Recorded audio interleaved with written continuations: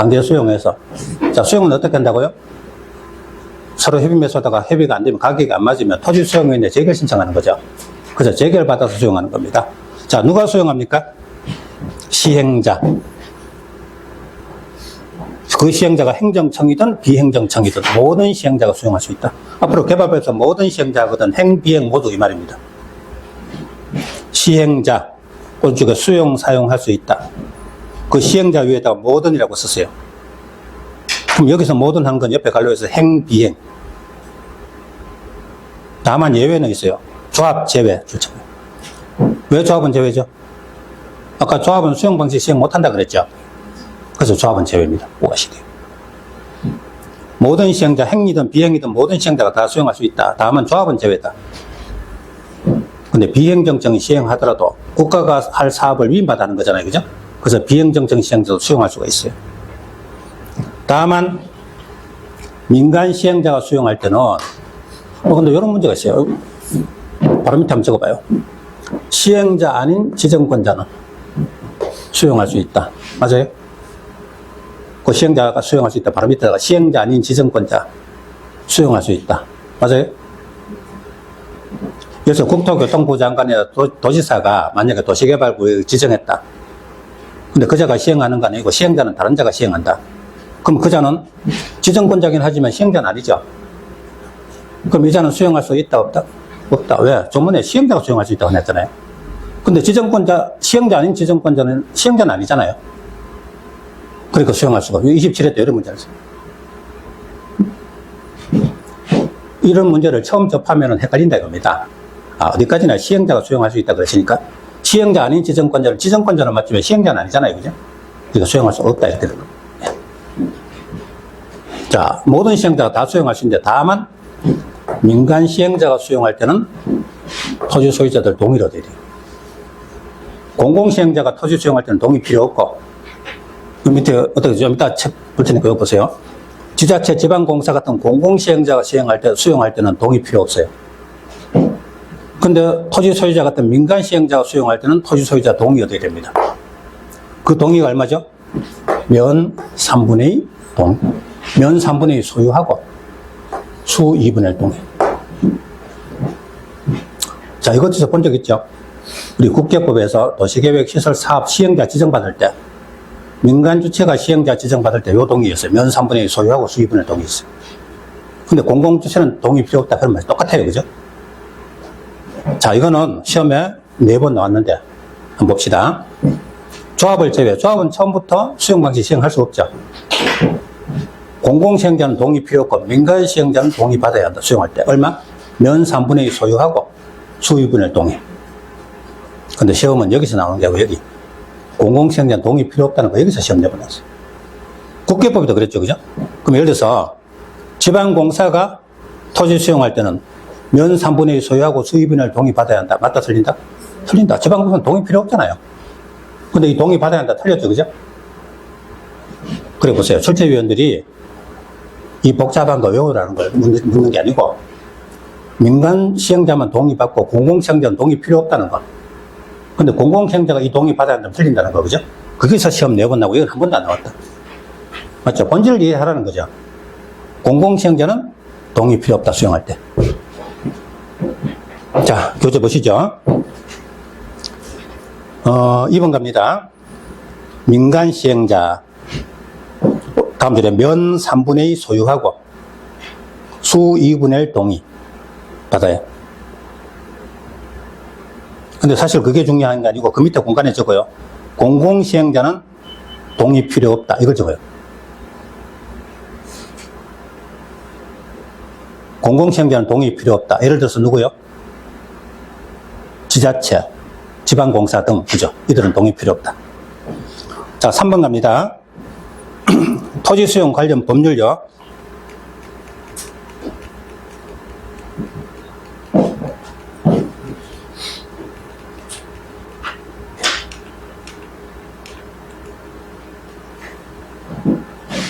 자, 우리 토지 수용할 때, 우리 국계법에서 보셨잖아요. 자, 국계법에서 토지 수용할 때, 토지 수용에 관한 일반법이 뭐다? 공시법. 그럼 공시법에 대한 특칙을 국계법에 정해놓은 거죠. 자, 그럼 공지법에 토지 수용하려면 어떻게 되세요? 첫째는 공익사업에 해당할 것. 둘째는 시행자가 국장으로부터 사업인정 받을 것. 자, 국장에게 사업인정 신청하면 국장이 사업인정을 해줍니다. 그럼 사업인정 해준다는 거는 그래, 그 공익사업 맞다. 토지 수용할 권리를 주는 겁니다. 그리고 사업인정 받고 나서 바로 수용 들어가는 게 아니고 시행자하고 소유자가 협의 매수한다 그랬죠. 그러다가 금액이 도저히 안 맞으면 협의가 안 되면 토지 수용인데 재결 신청하죠. 그럼 재결 받으면 그 금액을 지급하고 수용 거부하면 공탁해놓고 소유권을 취득한다 이런 이야기겠죠. 자, 그럼 공지법의 특식이 뭐다? 공지법의 원칙이 뭐다? 첫째, 공익사업에 해당할 것. 둘째, 사업인정 받을 것. 셋째는 재결 신청 기간이 1년 내다. 근데 국계법의 도시계획 시설 사업에서는 그렇게 안 하고 특칙을 따로 정해놨죠. 뭐라고요? 실시계획 고시를 사업인정 고시로 본다. 시행자가 실시계획인가 고시만 받으면 공지법에 사업인정 받은 것으로 본다. 그러니까 실시계획 고시 받은 순간에 수용권이 주어진다 그런 이야기였어요. 그때 저 앞에 있었던 도시관리계획 결정고시를 사업인정으로 본다면 틀린다 그런 이야기했죠. 그거 하나만 알면 돼요. 근데 여기는 개발법에서는요, 한번 보죠. 개발법에서는 공지법에 대한 특례가 뭐죠? 첫째 줄에요. 수용, 사용 대상이 되는 토지의 세부 목록 고시 밑줄 쫙 꺼봐요. 77쪽에 밑에서 6째 줄. 수용, 사용 대상이 되는 토지의 세부 목록 고시. 어떤 토지를 수용하고 어떤 토지를 사용할 건지 세부 목록 고시. 이거를 내자로 줄이면 세목고시 동그라미. 세부 목록 고시 줄여서 세목고시. 이 세목고시 하면 다음 줄에 사업인정 고시로 본다. 줄자고요. 개발법에 따라 세목고시 한 순간에 공시법에 사업인정 받은 것으로 봅니다. 그럼 이 순간에 수용권이 부여된 거죠. 옆에 가려고 수용권 부여. 그럼 다시 공시법 절차에 따라 사업인정 받을 필요 없죠. 그럼 세목고시 위에다가 실시계획고시 X. 우리 국계법에는 실시계획고시 받으면 사업인정으로 본다 그랬죠. 근데 개발법에도 아까 실시계획고시가 있기는 있었죠. 근데 실시계획고시를 사업인정으로 보는 게 아니고 세목고시를 사업인정으로 본다는 겁니다. 그거 하나 구별하시면 돼요. 그리고 밑에 재결 신청 기간은 시행기간 종료일까지 주시고, 그건 뭐 중요한 거 아니에요. 맨 끝에 주래요. 시행기간 종료일까지. 공시법은 1년 낸대요. 국계법은 사업기간 낸대. 개발법에는 시행기간 종료일까지다. 그거는 시험에 안 나온다. 결국 뭐 말하면 되냐? 국계법에는 실시계획 고시를 사업인정으로 보고 개발법에는 세목고시를 사업인정으로 본다. 그거 마시면 됩니다. 자, 그리고 78쪽 토지 상환 채권으로 가겠습니다.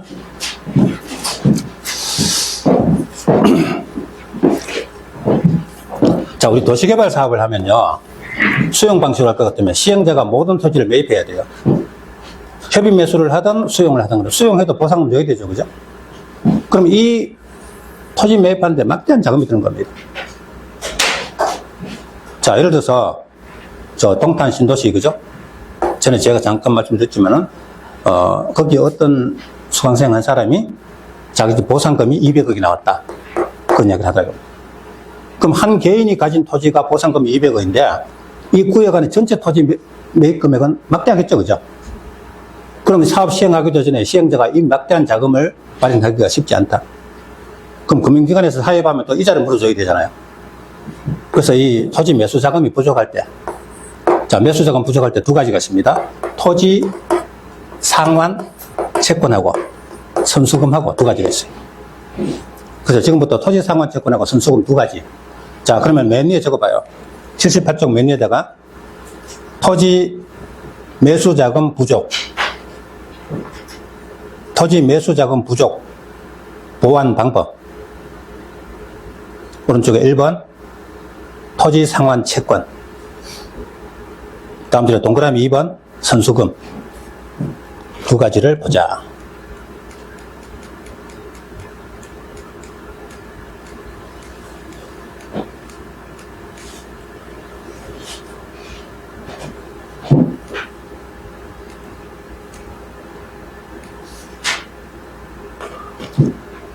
자, 토지 상환 채권은 뭐냐? 여기 토지 소유자 매수 자금이, 토지 매입 자금이 200억이 든다. 근데 시행자가 토지 매수 자금이 부족하니까 소유자에게, 토지 소유자에게 물어봅니다.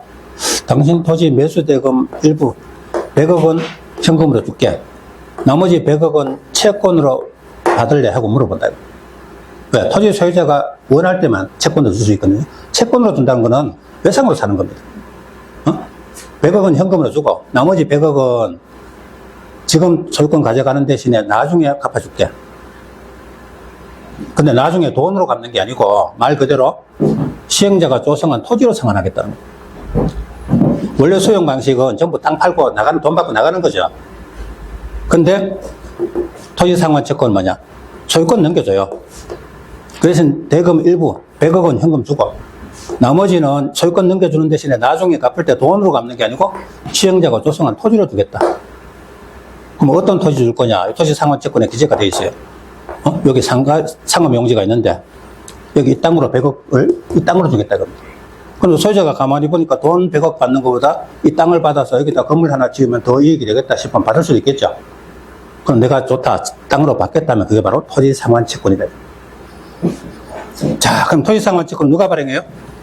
시행자. 모든 시행자, 즉 행정청이 시행자든 비행정청 시행자든 하여튼 모든 시행자가 다 발행할 수 있습니다. 그리고 토지 소유자가 원하면 발행할 수 있어요. 소유자가 원하지도 않는데 채권 받으라 하고 땅 뺏어가고 이러면 안 된다는 겁니다. 소유자가 원할 때 발행할 수 있어요. 그리고 매수대금 일부 지급을 위해서 채권 발행합니다. 즉 100억 일부는 현금 주고 나머지 일부 100억 이걸 토지 상환 채권으로 줄 수 있다는 겁니다. 그래서 토지 상환 채권의 일부 지급만 채권을 할 수 있어요. 근데 좀 이따 나오는 선수금은요, 전부 또는 일부라고 나와요. 그래서 처음부터 외울 때 두 개를 같이 묶어서 토일, 선전일 이렇게 외워두시면 돼요. 토지 상환 채권은 일부고 선수금은 전부 또는 일부다. 즉 일부는 현금 주고 나머지 일부만 채권을 줄 수 있다 이 말이죠. 그죠? 예. 자, 그리고 그럼 시행자가 토지 매수 자금이 너무 부족해가지고 토지 매입 자금이 너무 부족해서 이 토지 상환 채권을 너무 많이 발행한다. 그래서 나중에 분양하려는 토지의 거의 대부분을 채권 상환하는 데다 쓴다. 나머지 가지고 분양한다고. 그럴 것 같으면 시행자가 사업할 의미가 없는 거죠. 그래서 아무리 토지 상환 채권 많이 발행하더라도 분양하려는 토지 건축물 면적의 2분의 1을 초과하지 아니해야 한다. 다른 말로 뭐죠? 2분의 1 이내. 토지 상환 채권으로 갚을 게 전체 분양하려는 토지 얼마? 2분의 1 이내만 발행할 수 있다. 근데 이것도요, 여기 토지 상환 채권의 2분의 1 이내인데요. 좀 이따 저 어디 가면 원령지라고 나와요. 원령지는 3분의 1 이내거든요. 둘 다 시험에 잘 나와요. 그래서 처음부터 이렇게 보면 토2일, 원3일. 토지 상환 채권은 2분의 1 이내. 원령지는 3분의 1 이내. 이게 분수로 표현하고 이렇게 한 거는요, 그 법조문에 그렇게 2분의 1을 초과할 수 없다 이렇게 돼 있거든요. 토2일, 원3일. 그럼 아까 왜? 토1 선전일, 토2일, 원3일 이런 식으로 외워두시면 시험 칠 때 간단하게 써먹을 수 있습니다. 자, 모든 시행자가 다 발행할 수 있다 그랬죠? 그 중에서 만약 공공시행자는 아니고 민간시행자가 발행할 때는 금융기관 지급 보증을 받아야 됩니다. 자, 시행자가 민간시행자인데 자, 매수대금 일부 현금 주고 나머지 채권으로 줬는데 나중에 토지로 상환하겠다. 근데 민간시행자가 토지상환 채권 발행하고 나서 혹시 파산해버리면 토지상환 채권은 휴지 조각이 되는 거죠. 그럼 채권으로 받은 사람은 땅만 날리고 토지상환 못 받잖아요. 그죠? 그래서 민간시행자가 받을 때는 금융기관의 지급 보증을 받아야 됩니다. 근데 공공시행자는 보증 안 받아도 돼요. 왜? 국가가 보증하니까. 민간시행자만 보증받습니다. 자, 그러면 시행자가 토지상환 채권 발행하려 할 때는 발행계획 작성해서 승인을 받아야 된다. 돈하고 관계되는 거죠. 그러니까 반드시 승인을 받아야 돼요. 지정권자로부터 승인 받아야 한다. 근데 이 토지상환, 발행계획에는 나중에 토지로 갖는다면 그 토지의 가격 추산 방법, 기타 법으로 정한 일정한 사항이 포함되어야 한다. 자, 지금 토지 소유권 가져가고 나중에 채권으로 주는데 토지로 상환한다. 토지로 상환해도 이자가 계산돼야 되죠. 그죠? 그러면 그 이율은 발행자가 정한다. 발행자가 누구죠? 시행자죠. 발행자가 정한다. 기명, 무기명? 우리 공법에 채권이 몇 개가 나오는데 우리 한 번 나왔죠. 국기법에 도시계획 시설채권 배웠죠. 장기간 미집행부지 매수 청구할 때 채권 지금 있잖아요. 그죠? 그럼 도시계획 시설채권이나 주택법에 가면 국민주택채권 이런 거는 금전으로 상환합니다. 금전 상환은 무기명입니다. 그럼 매입자의 성명 기재가 안 되어 있으니까 이전이 자유롭죠, 그죠? 나중에 소지한사가 상환을 받아요. 그리고 개발법의 도시개발채권도 말이에요. 근데 여기 토지상환채권, 주택법의 주택상환사채 이런 건 상환기간되면 토지나 주택, 물건으로 상환받아요. 물건 상환은 기명입니다. 매입자의 성명이 기재가 돼요. 그럼 그 자에게 상환하는 겁니다. 그럼 이걸 하나하나 복잡하게 외우지 말고요. 금전 상환은 무기명, 물건 상환은 기명. 그럼 간단하죠? 토지 상환이니까 물건 상환이잖아요, 그죠? 기명. 다시 한번 금전 상환은 무기명, 물건 상환은 기명. 기명식 증권입니다. 자, 근데 같은 기명식 증권이라도 주택법의 주택상환사채는 기명증권이지만 원칙은 이전 불가입니다.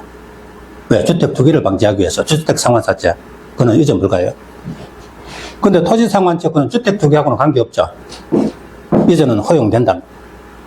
똑같은 기명이지만 주택상환사채는 이전 불가, 토지상환채권은 이전 허용된다. 그것도 시험에 자주, 이건 구석구석에 시험에 다 자주 나와요. 자, 그래 놓고 교재를 한번 보죠.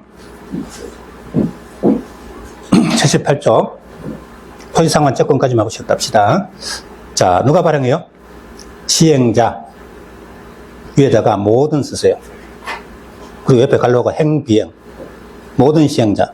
다음 줄 맨 끝에 토지상환채권을 발행. 토지 소유자가 원하면, 토지 소유자가 원할 때 발행할 수 있죠.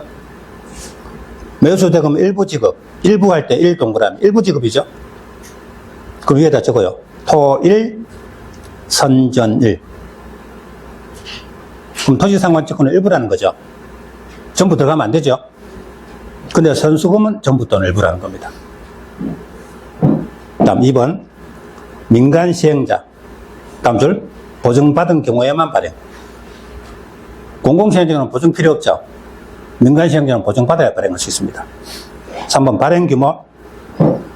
자, 토지상환채권 토 동그라미하고 다음 줄 분양 토지 건축물 면적의 2분의 1 초과하지 않아야 한다. 초과하지 않아야 돼. 밑에다 이내. 2분의 1 이내죠. 그럼 어떻게 외워요? 토 2, 1의 동그라미. 토 2, 1. 자, 저 위에 발행 규모 옆에다가 적어요. 토 2, 1, 원 3, 1.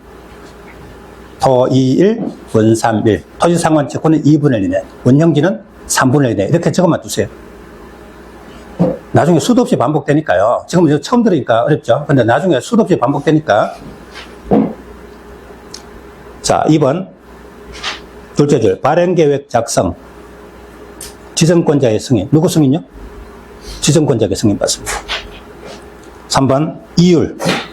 발행자가 정한다. 발행자 곧 시행자죠. 기명, 무기명? 기명식 증권. 왜? 토지상환채권 밑에다 갈려서 물건상환. 그죠? 물건상환이죠? 그러니까 기명식 증권이 됩니다. 자, 5번. 이전은 허용된다죠? 이전하는 경우라고 되시니까 이전은 허용된다죠? 그죠?